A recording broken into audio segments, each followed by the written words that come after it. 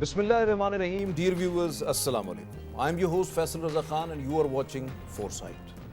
Viewers, Neil Postman, an American author, educator, media theorist and cultural critic. He once said, without a narrative, life has no meaning. Without meaning, learning has no purpose. Without a purpose, schools are houses of detention, rather attention. Pakistan has the critical educational crisis. According to the Ministry of Federal Education and Professional Training, the adult literacy rate in the country is just 62.3%, which is 74% in the urban areas and 54% in the rural areas. Only 23% of the late primary age children can read and understand an age-specific or age-appropriate text. With the second highest rate of poverty, Pakistan has at least 26.2 million children out of school. Most of them are in shackles of labor. Others, parents can't afford their schooling. Many are stuck due to the absence or the destruction of schools because of the climatic disasters and terrorism. Prime Minister Shehbaz Sharif has declared countrywide education emergency on May 8, 2024. The objective is to enroll 26.2 million children who are out of school. But the question arises, what requires to attain this huge objective? But it is very important to attain. To discuss this very important issue of Pakistan's survival, Pakistan's prosperity and Pakistan's long-term progress, it is important that we have to focus on education because children are our future. To discuss this important subject, we have in our studio Syed Ishtiaq Gilani. He is the child rights expert. Most welcome to you, Gilani sir. Thank you very much. Thanks. With him we have Dr. Abdul Hameed Nayyar. He is the senior educationist. Most welcome to you, sir. Thank you very much for your presence here. And online joining us, Dr. Mariam Chughtai. She is right now professor at Lahore University of Management Sciences, LUMS, and she is also the former director of the National Curriculum Council. Most welcome to you, Dr. Sahib. Thank you very much joining us online. First question to you, Dr. Nayyar, that you have an ample experience in the education sector. Declaring education emergency is really appreciable, no doubt about it.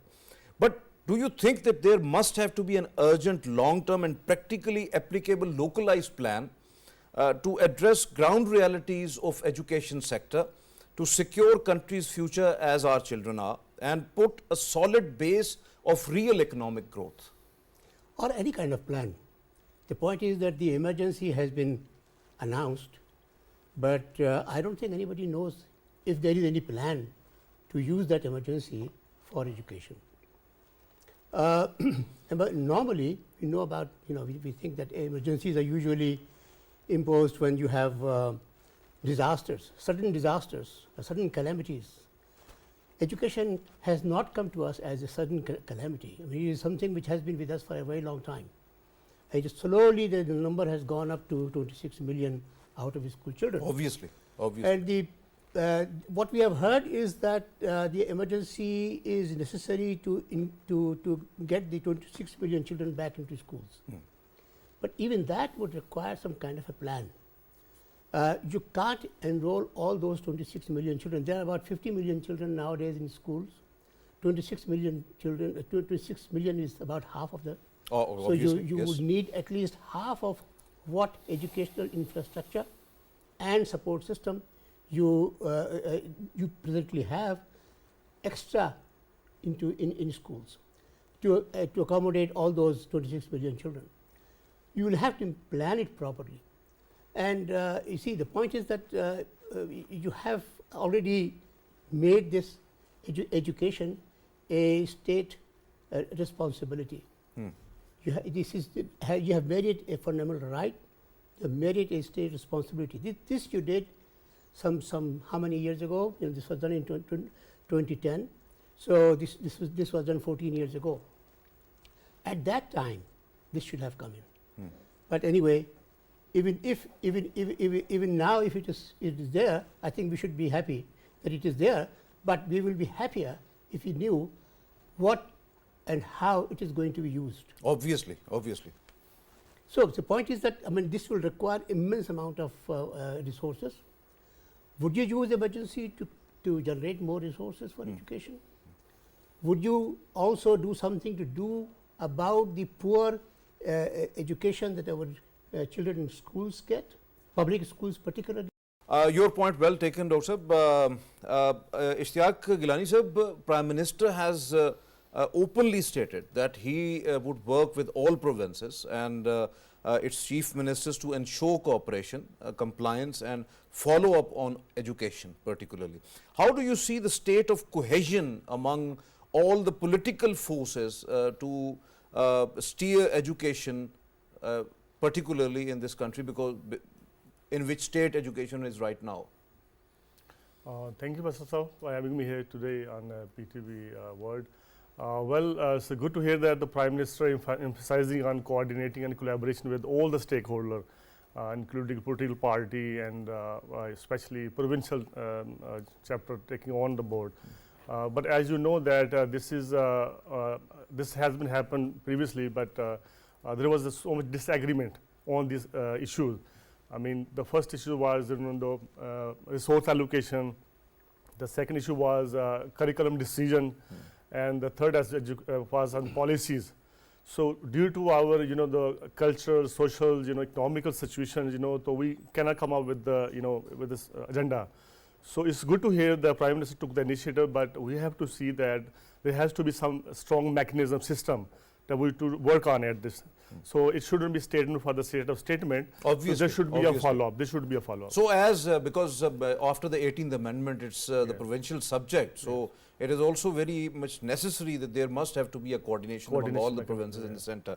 Dr. Mariam, according to the UNICEF, Pakistan has the second highest population of out of the school children, and that is 26.2 million children aged between 5 to 16. So literacy rate is also very meager, that is 62.3%. So how to address this grave issue across the country? Very much. I think that it is important to first understand the scale of the problem.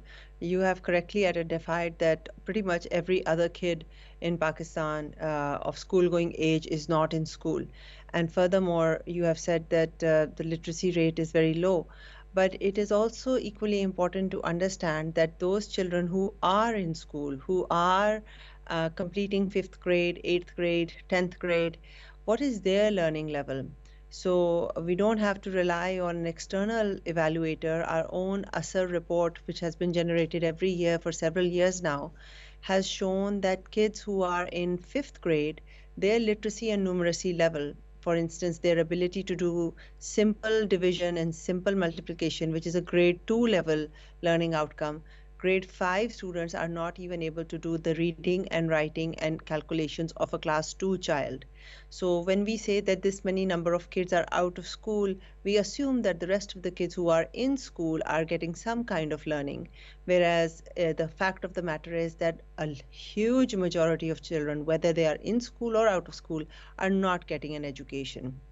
To your second point. You are absolutely right. Providing education to the children is actually the basic right under the Constitution. Article 25A states that free and compulsory education for all from 5 to 16 years of age. So across the country, we have seen that where is actually the free or compulsory education? Do you know that anywhere in any part of the country we have free and compulsory education? We don't, but I think it's not to say that the state isn't trying. I think the efforts are misdirected. For instance, if the entire emphasis is on providing schools and providing teachers, but there's no real learning happening in the classroom, then it is only natural and commonsensical for parents to pull their children out. it is only normal that if a child is going to go to school and the teacher is going to beat the child, or the student is going to be used for running errands for the teacher or washing dishes, these are very real classrooms in Pakistan across the country, then why would children stay in school? So when we say free and compulsory education, we have to really think that does free and compulsory education mean that you provide, put a lot of expense, there's a lot of revenue, that a lot of money that needs to be spent to build schools, to hand out hardware like smartphones and laptops. These are all input-driven initiatives. Even the education emergency you talked about, declaring an education emergency is an input, is a policy level thing. It has no correlation with actual change in student learning outcomes. For instance, we declared an education emergency. It's very good that the government is feeling serious about this matter and is taking it seriously. But an education emergency was declared in 2011, 2012 as well, some 10 years ago. I don't remember that education emergency being undeclared because we have achieved what it wanted to achieve. So declaring an education emergency, as well-intentioned as it may be, actually has no correlation with real learning outcomes. Even allocating a large amount of money, whether it will come from abroad as donor or loans, or it will come from the Pakistani kitty, does not ensure that there will be student learning outcome increases, literacy and numeracy that's going to translate into tangible jobs. So when we say free and compulsory education, what this means is that you have to understand what will it take for a parent to feel that this education is going to be worthwhile for my child, and it is imperative that the state of Pakistan provide that kind of education. If that means partnering with the private sector at large, if that means partnering with non-profit schools at large, if that means starting a large-scale enterprise initiative where we are going to train hundreds of thousands of young people to start their own small schools, early childhood centers, and equip lots of new kinds of teachers to come in, that is also a very good pathway to both creating jobs and ensuring that we are in compliance with Article 25A of the Constitution. Dr. Saiba, when we are talking about the poor quality of education, you are talking about the students who are inside the school, they are learning right now or going through that process. Unfortunately, they are not able to read or write. So, UNICEF says that over 70% of the children aged 10 in Pakistan could not read or understand the text. So, where the problem actually lies, that is there in the education policy, whether it's in curriculum, the teaching methodology, or somewhere else? I think the problem lies in a number of places, but if I had to pick one, I would say that it is in lack of sustained political will. Education is not a priority for any particular political party. It is not a priority even for parents. When we vote, when we select a political party, we are not necessarily asking them what have they done for education or what is their plan, and we don't change our mind based on that. So I would say that if there is one thing that we need to change, it is that we need to hold our politicians more accountable on their education promises.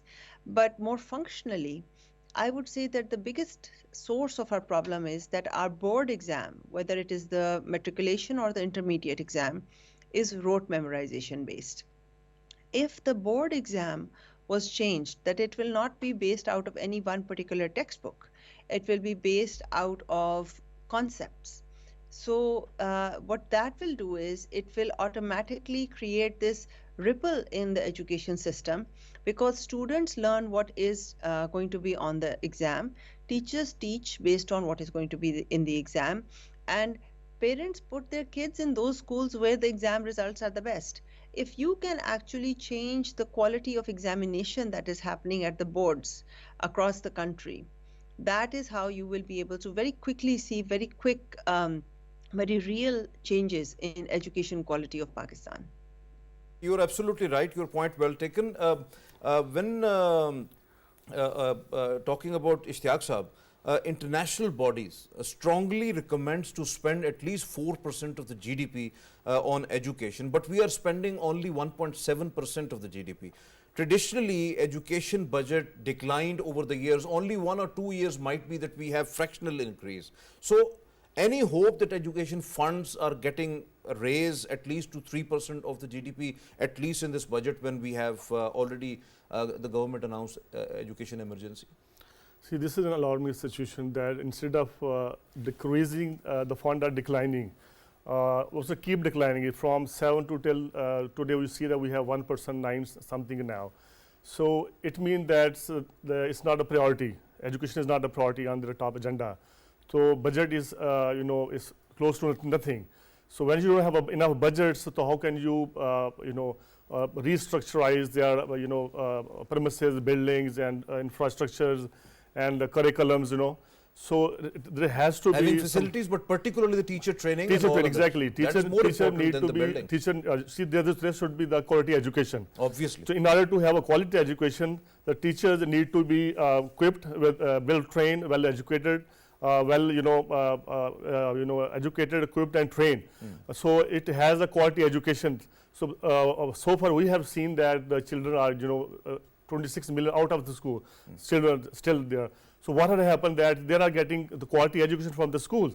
I mean, either the school buildings are in their they're not reachable. There's no transportation, and if they go to school, they don't get quality education.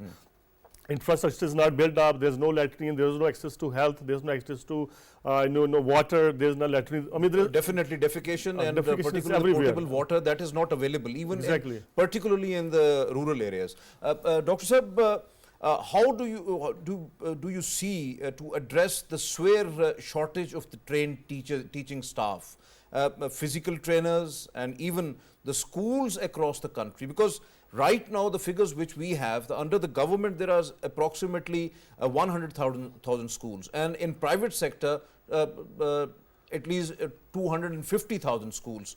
So there is at least 2 million teachers across the country. But we need more teachers, more physical trainers, more schools. So how do you see that? How we can just put emphasis upon these resources? This is true. I think not having a proper number of teachers is a very serious problem of the learning problems. It contributes to the learning problem. There are, I think, number of graduates who are who are studying actually in educational institutions which which we train students to become teachers are quite a few in the country. They are in Lahore, they are in here, they are in Karachi, they are in Sindh, they are in Balochistan. Everywhere there are institutions which train people to become teachers. Yet there is a shortage of teachers. Why? And the shortage of teachers is so severe that there is interesting data over here that there are 28,283 teachers, 28,000 primary schools with only one teacher. There are about 25,000 primary schools with only 2 teachers in addition to that. 17,000 primary schools with only. But beyond that, you just look at this. There are 4 single teachers higher secondary schools. 4 higher secondary schools. Higher secondary means intermediate. Definitely. 4 higher secondary schools with single teacher. 5 higher secondary schools with only 2 teachers. 30 high schools with only single teacher. So this is public. This is the Sarkari data. This is public government data. Data given in the. It's a very alarming situation. Very alarming situation. Now, why is it this shortage? Why is there a shortage? I mean, is it because the teachers are not getting paid adequately, or is it because there are other venues where the educated people can go? I think it is both. I think the teaching profession still hasn't got a status in the society which it should have. Definitely. The teachers should be given a proper respect and and enough of the salary. Salaries, I think, are no problem nowadays. They get good salaries these days, but the status, and I think the environment of schools is also very poor. Obviously, obviously. When you, and the third thing is that I know that in, for example, a couple of years ago, I found out that in federal area, that under the Directorate of Federal Directorate, 30% of teacher seats were vacant, simply because they were simply not employing people. And why were they not employing people? I think only because they wanted to save money, because they have to, education is not the priority. This is very unfortunate. And really, that, this is that very is a unfortunate. very serious thing. I think this is exactly the thing which leads to a very poor learning outcome in schools. Obviously, And obviously. this learning outcome results in dropouts. And dropouts therefore add to the out of school children. So all of these things sort of accumulate one after the other, sort of go in a cycle, and then you come to a point where you just can't do anything without raising the money that you're putting into education. Definitely, we need very swift action on this, because that must have not to be accumulated once again. Right. So, Dr. Mariam, why not to have early education in mother tongue? Because that is another problem why most of the children are out of school, or there are dropouts from the school, and make the foreign language elective rather than compulsory, so that our grassroots level talent could also get a chance to be in mainstream, national mainstream, and contribute into the national build-up. I completely agree with you. In fact, let me share an anecdote, because as the Director, National Curriculum Council, I traveled across the country 3 times to meet with principals, teachers, students, parents, and so many other stakeholders. A principal in Turbat, she told me that there were many girls in her school who were inclined towards the sciences. They really enjoyed physics, chemistry, biology. And then, but because the textbooks for grades up until grade 10 were in Urdu, and then suddenly for grades 11 and 12, the textbooks for science turned to English. And not because these young women were not talented or did not understand physics, chemistry, biology, or did not have an interest in becoming scientists, simply because of access, because of this language barrier, they were forced to pick either arts or to drop out of school. And I thought that how many women scientists from Balochistan have we lost out on simply because of a simple faulty language policy. And I couldn't agree with you more that all research also says, education research also says, that kids learn best in their local language. And we are, unfortunately, there's a post-colonial hang-up amongst us that unless our children speak in English, whether or not they're speaking any sense, we do not think that they're educated. So this push for getting young children to speak in English, even if it's broken English, is very problematic. It leads to learning losses. It leads to developmental losses. Kids who are multilingual from a young age, their minds are more sharp and more complex, and they're able to learn further new languages faster as they grow older. So at the national curriculum. Right. So you were earlier talking about the having concept rather than memorization. So when we are talking about the concept, so one of the board, I'm not naming it, one of the board started that conceptualization in the exams rather than to be the memorization, but unfortunately they have started that policy first and not trained their teachers. So teachers were actually having the same methodology of teaching, and they were just having memorization and going through that curriculum, and students were actually, student has the habit to follow the teacher, because students are always following the teachers. So they don't know about the policy. So when the results came, it was disastrous. Only below 30% of the result came of the board. So it was very embarrassing, because there was no match of the policy and what the practically happening into the schools by the teachers. No, I think it is not embarrassing to look at the truth. We should not be embarrassed to look at the mirror and see that only 30% of our children are actually understanding what they are being taught for a full year in school. We should be shaken up and we should accept the truth. I know which boards you're talking about. Both in Gilgit-Baltistan and in the federal board, they started with concept-based exams, and it is a good step. The alternative is to train teachers and then then change the exam to keep the exam as rote based and then change it to concept based. A teacher will never change her way of teaching if it is not going to result in better grades. If I know that in the end the exam is going to be rote memorization based, I will teach all year based on rote memorization. But if I know that the government is serious and last year the exam was concept based, it didn't come out of a particular textbook, there were 4 or 5 textbooks from which students were required to understand the concept. There were multiple choice questions which were not just guesswork. They required a student to understand the question. You couldn't just cheat your way into getting good marks. Then maybe it will take 2 or 3 years, but teachers will adapt, because in the same communities in Pakistan there are teachers who are teaching concept based just in a nearby low fee private school. They are slightly more inclined towards concept based. So I think that although it is a difficult situation, it's the chicken or the egg. Do you start with teachers or do you start with assessments? Obviously. But again, to my earlier point, if you fix the exam system first, everything else, the student, the teacher, the parent, everything else will align around it.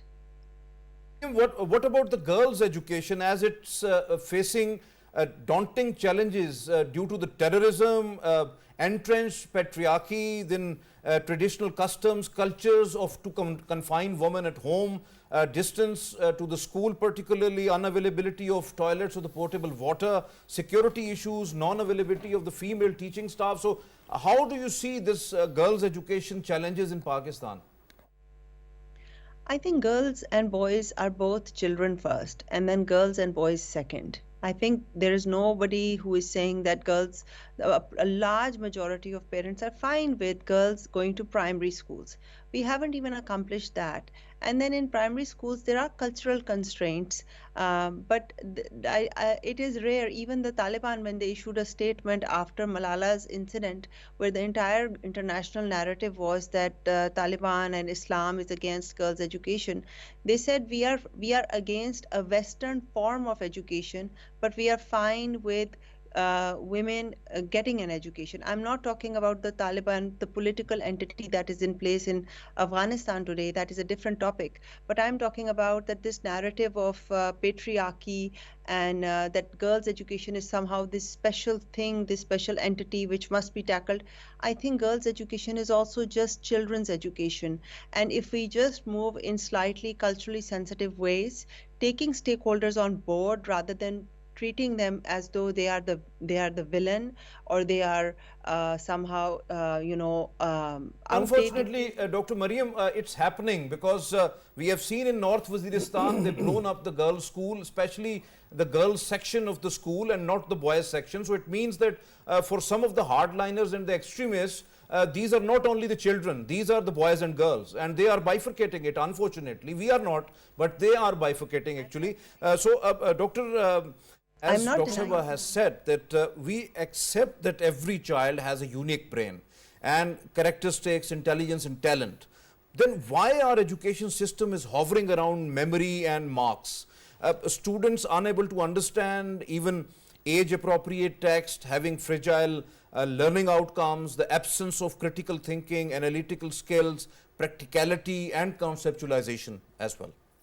Much of this can be definitely attributed to teachers, because teachers do not see among the class which student has which particular talent and which needs to be nurtured. Obviously.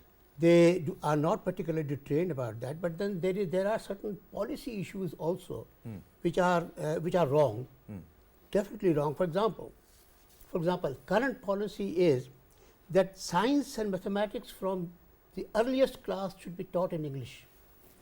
Now, English students do not learn before class 3, and yet they start mathematics in English from class 1. And science, when it comes in English, and the students absolutely have no idea what it is saying, what the books are saying. Obviously, you are right. And they are the only recourse to them is to memorize them, right? So this is the policy now at this time, and this policy should be opposed. The third thing is that textbooks are horrible. Textbooks are full of mistakes, full of wrong statements, and also textbooks sort of non-interesting, completely non-interesting. I assure you that children would not remember even a single story that they learn from a textbook after they pass the class. So those are such uninteresting stories. Other than that, I mean, we have already talked about the parents not being very happy with the education students get. Parents find the 10 years spent in school as a lost opportunity for children, because when they come out, they are not very useful in supporting the family, and therefore, I think this is a reality that must be at the center of our policy making. I mean, there used to be, for example, technical stream in education in the 70s in Islamabad, in Pakistan. Technical stream where students could choose either science or commerce or technical stream. But those technical streams required workshops and consumable items. Those are expensive, so they were all closed down. Now, in my childhood, and I think until very recently, all the schools used to have science labs. Obviously. And all the examinations continued to have examination in science, in practicals. Obviously. Practical examinations. Obviously. We've gone Those through have that been process. abandoned now. Yes. You would believe? They have been Unfortunately. abandoned now. Now, no school has a lab. If a school Science has labs, the libraries, and the computer labs. We haven't seen oh, much in the computer schools lab, right yes, now. because that there is, some money, yes, some showpieces. Yes, Computer yes. labs are showpieces, and whether they are used or not. Is a These different are the story. decoration pieces. I have witnessed that they are, even the students are not allowed to enter the computer Touch. lab because Yes. either the computers are not there or just one or two computers and they are out of order. And you know what?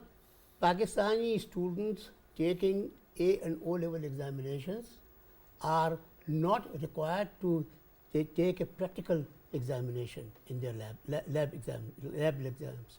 They actually have a written exam on lab work. So lab has been abandoned also for those students who prepare for A and O levels. Now, This is unfortunate. This is unfortunate. This is terrible. Yes, This is terrible. it is. And you are doing this only because you want to save money. And if you continue to do that and continue to spend only 1.7 or 2% or 3%. Definitely, you are absolutely right. Your point well taken. Ishtiaq Gilani sahab, experts revealed that unprecedented population growth of 1.98%, it is almost 2% per annum. So the poverty is increasing, unemployment is on rise, poor quality of education is on the one side, unavailability of transport and the scientific equipments, libraries and computers at the school is another problem. Then we have irregular teaching staff and overcrowded classrooms. So main reasons of non-enrollment or dropout, do you think that these are the main reasons or any other reasons in fact? Yes, those are the main reasons as well, but there are other reasons on top of it. Just as I earlier said that we need to build more schools and more school with with all the accessory. As Nayyar said earlier that there should be a lab, there should be a computer lab. There used to be so many things built in with the premises, but now what happened that in our society, like we are obliged. We have international obligation, we have regional obligation. Even though our Article 25A, what says the Constitution, that Constitution says that the children from 5 to 16 years must go to school. Our Ain stated that. But what happened that we have enough policy, we have enough laws, but still it's not executed yet. Look at that. We have legislation, free and compulsory education for all, but we are unable to pass the rules yet. So if rules passed, then government obliged impose all the parents that they must send student to school. Obviously. So if they send student student to school, they send the children to school, they will get stipend. So if they don't send to the school, there will be punishment. So there has to be some strong mechanism, between states and the parents. So I mean, obviously there is a mechanism of triangles, teacher, parents, and the state, that they need to build their capacity. We need to educate them. We need to train them. There should be a quality education. Definitely, you are absolutely right. You are absolutely right. Dr. Mariam, how to end this digital divide between the privileged and non-privileged, urban and rural, so that the students get the information technology and computer learning and literacy, along with that digitization of schools, smart classrooms that actually bring a real-time change into the education, so that the education must have to be at the fingertips and the world must be accessible to the students across the country? I think it is imperative to shift our focus from providing hardware to providing software access. For instance, when we talk about digital divide, we talk about equipment, we talk about giving people smartphones, we talk about having digital classrooms. Of course, there is a real resource gap, and there are advantages to these things in the classroom. But I think, based on my experience with public school teachers in 3 divisions of Sindh, where we were training teachers on the National Curriculum of Pakistan 22-23, I discovered that using basic WhatsApp, teachers were able to develop a very vibrant community of practice, which is a very sophisticated concept, and share learnings with each other simply based on WhatsApp. So I think when we talk about bridging the digital divide, we need to really stop thinking about big expense items like smart classrooms and digitization of schools. You really need to go to the individual level and allow, even if there is one smartphone in the household, which there are now several households across Pakistan, particularly post-pandemic, where there is at least one smartphone of any quality in the household accessible to the child. Khan Academy has recently launched this initiative. Right, but Dr. Mariam, how do you see that idea that one student, one skill, impart the skill right from the beginning, from the schools? Innovation, research, creativity, that must have to be right from the beginning, rather than just we are having manpower institutes and having vocational training when that student out of the college or out of the university. Why not start it right from the school, from the beginning? Yes, it's no longer a choice, because the way generative AI has disrupted education, as we will see with ChatGPT and all, the disruption is about the same as education before the internet and education now after the internet. So these skills that you mentioned, critical thinking, innovative thinking, all of these skills will be mandatory. One child, one skill is no longer going to cut it, because the same child will have to unlearn and relearn new skills every decade of their life. 60% of the jobs that will be accessible to the children who are in school right now, we don't even know the names of those jobs. So we have to really think outside of the box, and as you said correctly, start very early with basic skills of critical thinking, inquiry-based learning, project-based learning, and so on. Thank you very much, Dr. Mariam Chughtai, for your precious time online. Thank you very much. So nice of you. Very candid views. Dr. Nayyar, as Dr. Mariam said, that we have several systems based upon the financial stature of the parents, actually. Elite have the very best education as compared to the underprivileges. Are we not wasting valuable talent just because of the this class system and all that? Indeed we are. Indeed we are. I think the to provide, to give a good education only to those who can afford it is a bad idea. A natural talent that children have is statistically distributed over all the minds that we create over here.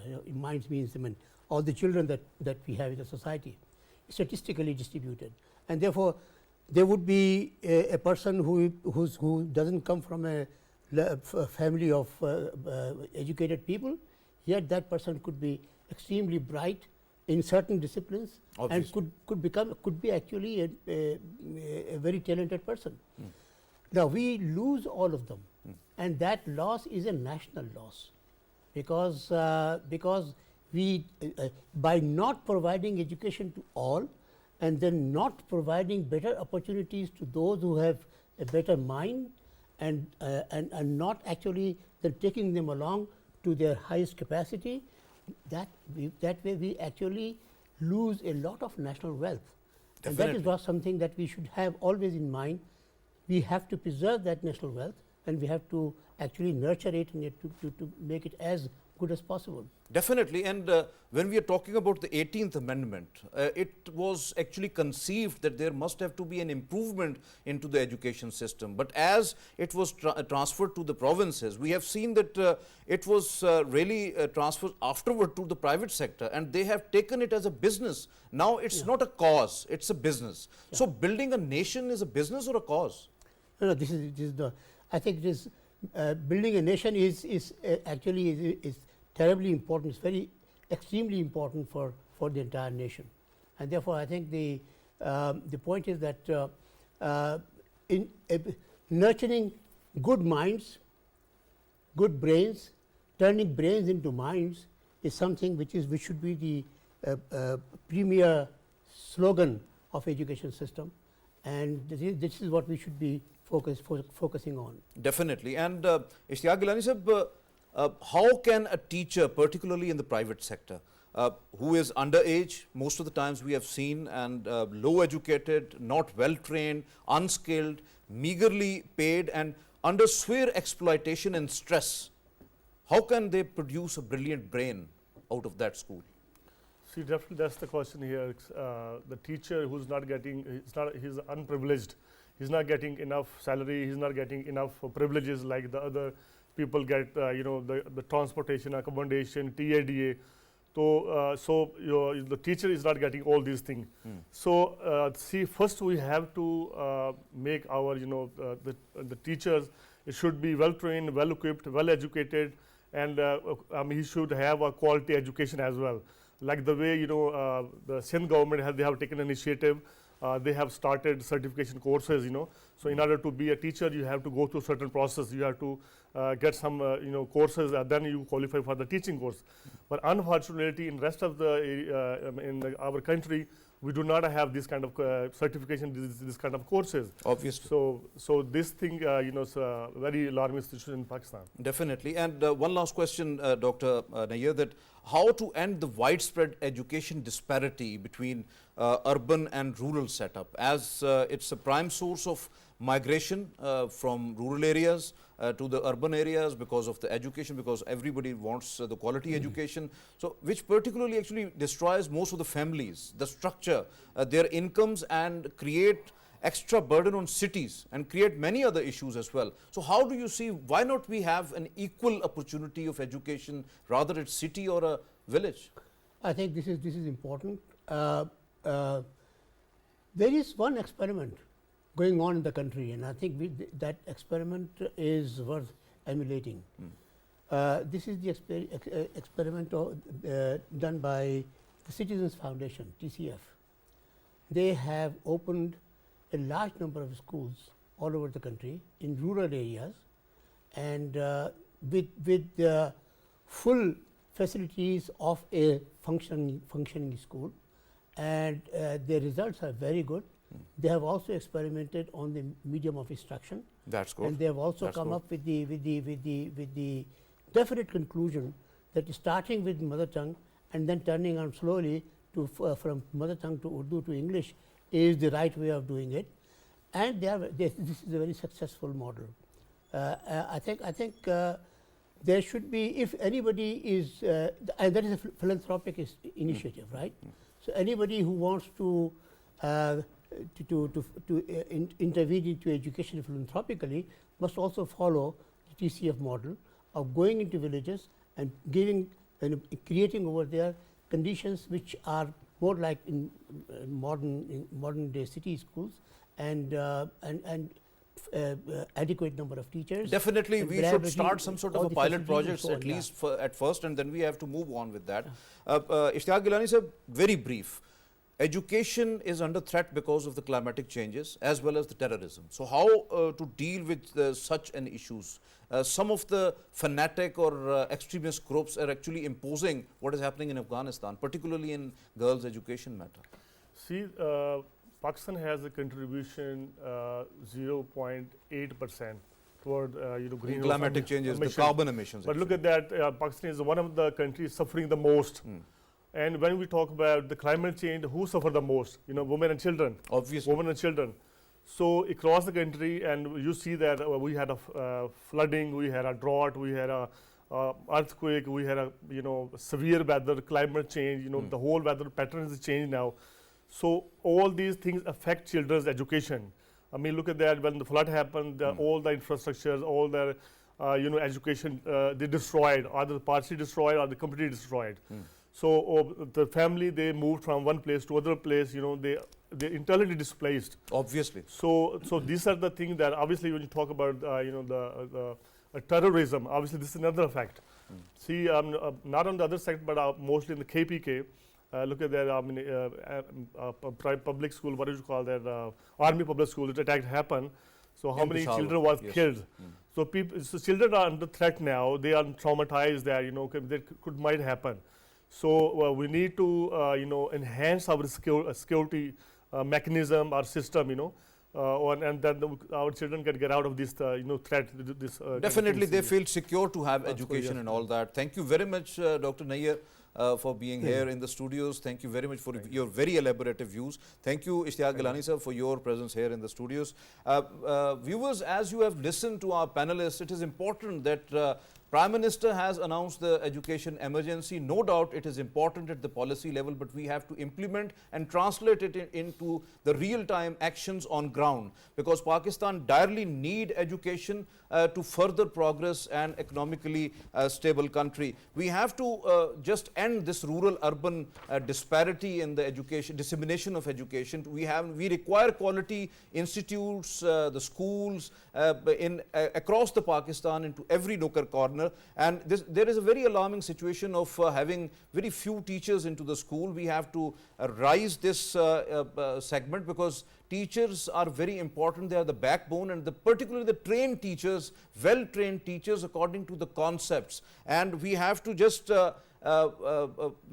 we have to go through the conceptualization into the school. We have to just introduce the interesting things like skill development right from the school. We need innovative thinking, the critical thinking. We need creative and research-oriented students right from the beginning, so that we have a very important and educated, academically sound talent pool to take the country forward. And also, we have to teach and treat each and every child as a child, not a girl or a boy. And we have to just take those out of school children, which are 26.2 million across Pakistan, into the schools. But we need schools as well. We need teachers, we need physical teachers, and also the laboratories, the science laboratories. We need computer labs, we need libraries into the schools. This is very important for a real-time,